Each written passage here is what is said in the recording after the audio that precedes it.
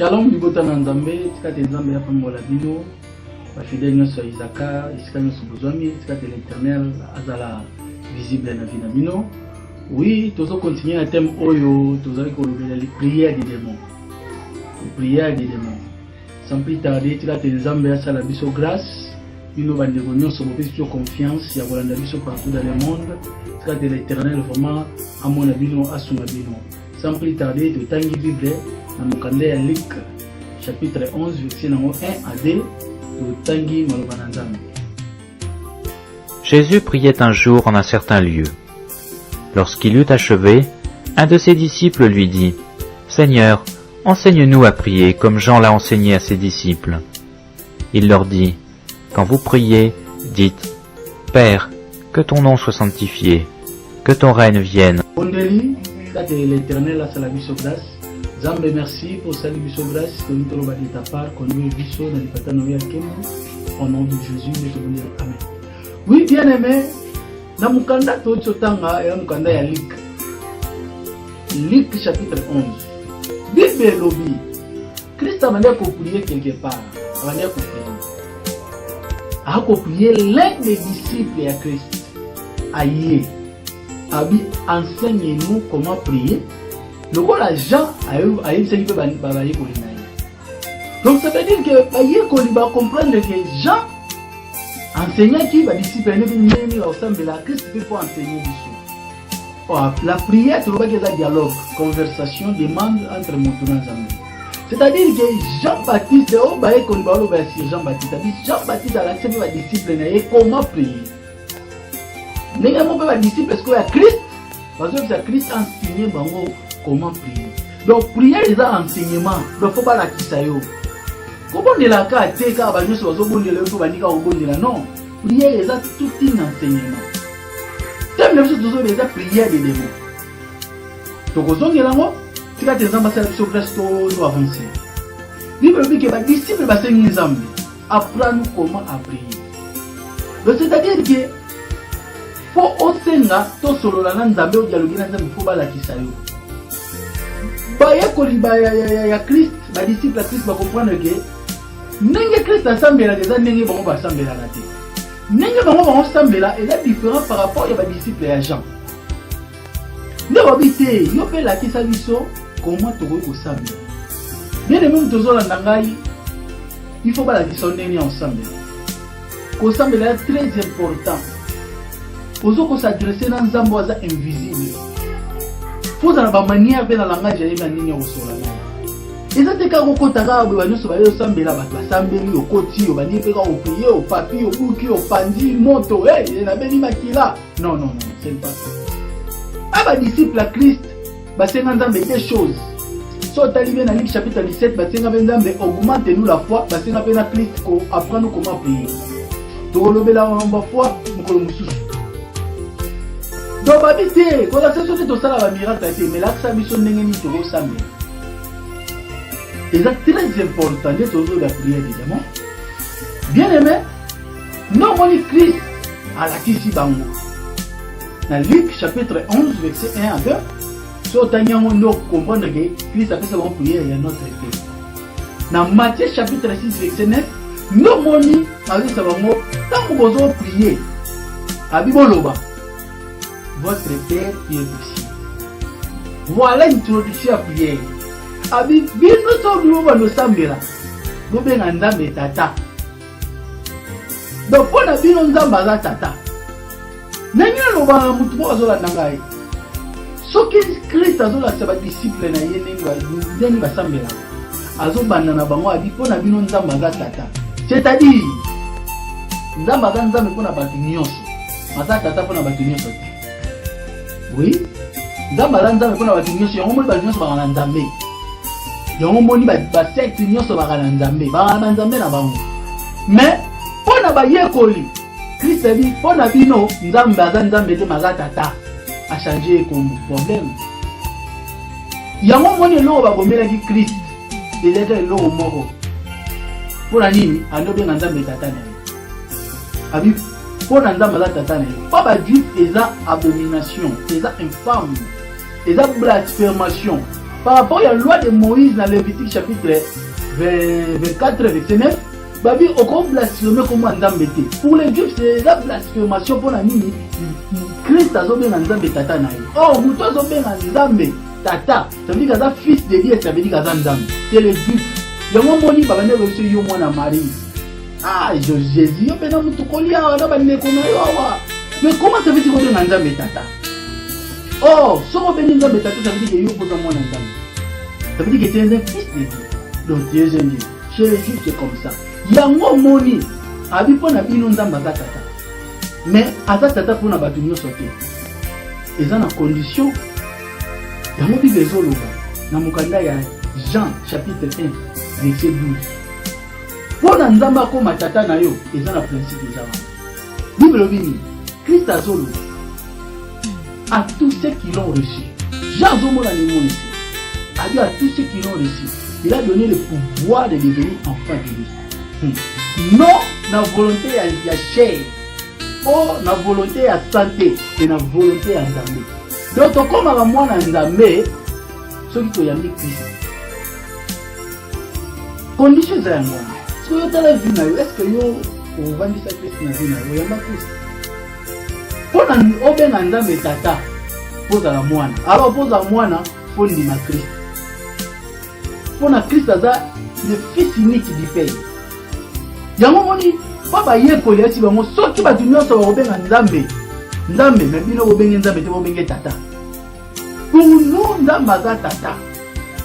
Yango nazomona ba juif tangu Christ azobenga Nzambe tata na ye. Babi non, muto seke il se fait dire. Yango moni tangu Pilate azoba boka nga muto pona nini. Bozo nga boko me pona nini na livre ya Jean chapitre 19. Bible lobi ke ba juif bazo yebisa Pilate. Muto esengela kufa. Parce que tozana mobeko na biso. Oyo lobi ke muto oyo pa kufa. Comme on peut voir le ministre, ça veut dire que Christ a fils de Dieu. Il y a un problème. Il y a une vie na yo. Et c'est important pour enseigner de nous ensemble. Et là, pour les conditions, Christ a dit que pas na vie nous sommes bandits. Bolo bake Nzamba tata. Il y a un na matière azoloba. Ne multipliez pas de vaines paroles. Christ ne multiplie pas les vaines paroles. Nous n'avons pas prié les vaines paroles. Avec comme les païens. Il y a moi nous avons c'est important au yeba. Ndamba za tata na yo. Ba te bele ba yebi teke ndamba za tata. Bozo zo tata te. Oh pour zo ndamba tata, il faut oyamba Christ comme Seigneur et Sauveur de vie. Oh pour oyamba Christ comme Seigneur et Sauveur de vie yo. Yango wana nde tangu Christ kwa franchir na vie pour bien Nzambe tata. Yango wana moni que Christ azoloba. Quand le Fils de l'homme vous a franchi, vous êtes réellement libre. Vous êtes réellement libre. Ça veut dire que vous êtes libre mais partiel. Donc comme libre en totalité parce que le Fils de l'homme nous a franchi. Après si tu vas tourner na biso tokomi Nzambe lokola tata. Et c'est important. Yango zomona na Marc texte de base de Marc chapitre 5 verset 6 au 8. Bademo bazoloba ke qui est entre toi et moi? Jésus-Christ fils du Créo, Dieu vivant. Babenga Christ ta kombo na ye. Bademo bayebi Nzambe. Bademo bayebi Nzambe. Prévani soko tani na Bible na mukanda ya Acte. Na mukanda ya Acte. Tokomona bana ya Sheva. Sacrificateur juif. Bana wana ba invokaki pe kombo ya Jésus-Christ po ba benga na milimo mabe. Ba demo ba tuna ba mo pena. Biso toyebi Jésus. Abi nous connaissons Jésus. Abi je connais Jésus.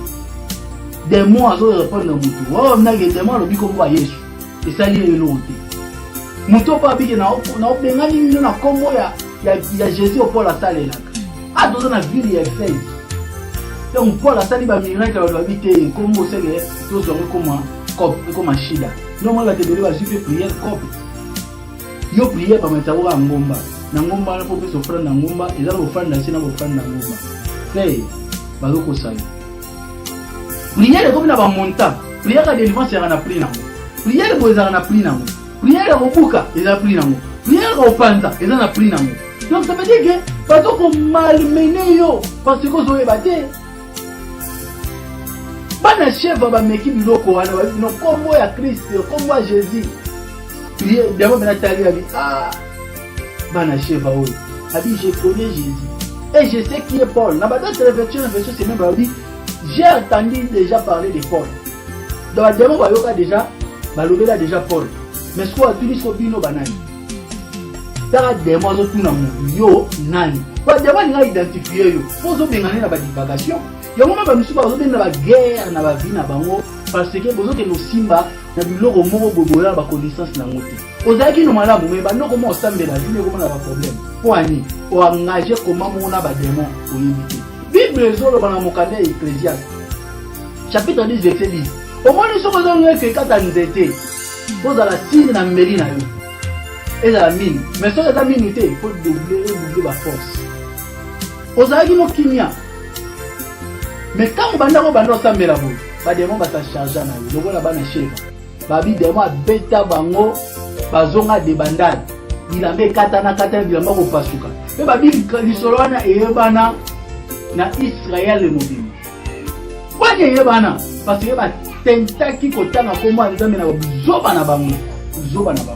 Yango moni que Christ ay comme nzambe sala jelo kote na via ya mutu wana bane ko délivrer.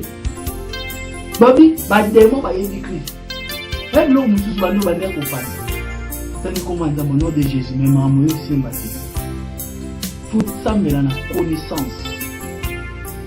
Après que la vie, nous sommes dans la maille et nous sommes dans mon lit. Voilà quel type de prière. On a prié avec intelligence, on a prié avec l'esprit. Par rapport à 1 Corinthiens chapitre 14, verset 14. Adina koyema na molimo na wema pena mayele. Usame na molimo na usame pena mayele. Nataka na missionnaire moko autaki libanda ya Afrique alaki brésilien to solane avec ça ngadi na yeko liko sambela na Afrique na ndo yebo sambela tinga nande abi ke biso to ndo sambela ka prier mo no go sipie ndambe soko ni sala sokyo lingi po te bi ke ndamba souverain mabi en Afrique na mundo ba ti to nzambe il faut sala abi na vandi boye na mundo ba zo va profiter alors na do imposer nzambe na bana missionnaire wana bi abi asola bi oui soazo no isanga na portugais abi ndeni abi tanga neti ba prière ala singa ba prière abi prière mo to sambela zo lingana na bi abi na ndo mona mo étrange ça veut dire que étrange mais abi bo apprendre ngelo ko moko to dire nzamba na ba nyenye o yozo zulaye abi donc ça veut dire qu'il va adopter système on a dit dans mon système on est bien na bien ça va mais non ça non se comparer na nini na bi so ina sisi au sambe na sentir fatigue moko na David fatigue da muri mo na nzoto abi nzoto ngabi siko no no sambe na kimia sama no yokote ali ata yo kala peka biso moni on ko nzoto siko yo prière comme un spectacle il y a pour la un spectacle il y a que ba la prière spectacle bano panza moté donc prière so ba bi mopanga yo na liru mopanga ozo bondela ti nini timba jako koza yo ka mona chef ate de mo pona kima yo et c'est bien il faut dans la connaissance sur il y a un moni donc il faut zo boni pour Christ pour bien naye tata parce que ici va yekoni abi pona bino aza nzambe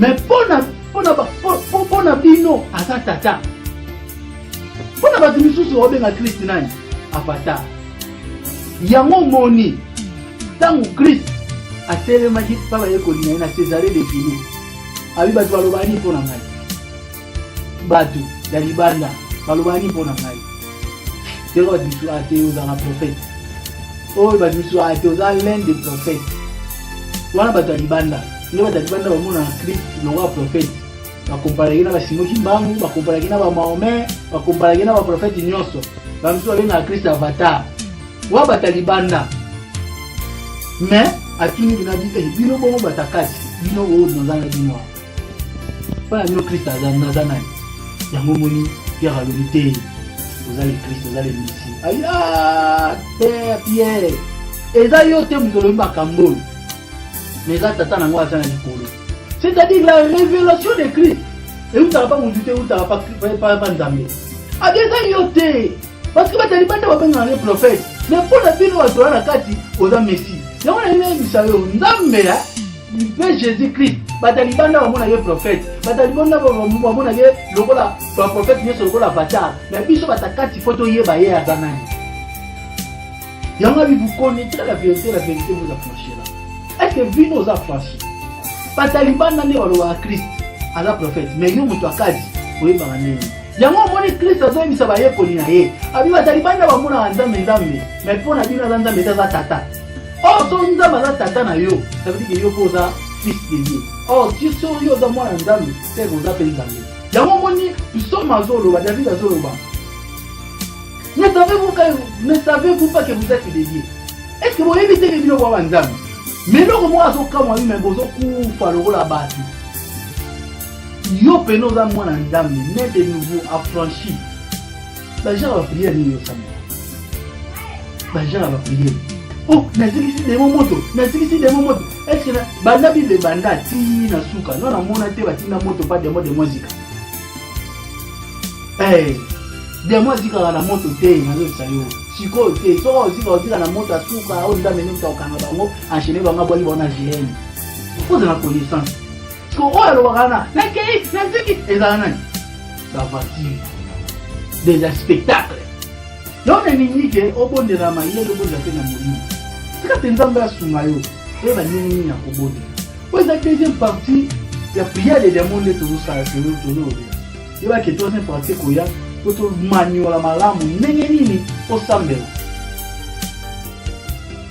kosuka kaka te na koyoka mais luka pe oza na connaissance o vérifier bango biso tozoloba o commenter na se o s'abonner o zwa pe numéro ya téléphone WhatsApp to meka un peu kosolola si makambo tozoloba tika te nzambe apambola bino nyonso bolandi biso nzambe apambola génération d'Isaka nzambe asunga yo moto pesi biso ngonga to loba de la part de l'Éternel oyoka biso tika te nzambe asunga biso na kombo na Yesu à la prochaine amen.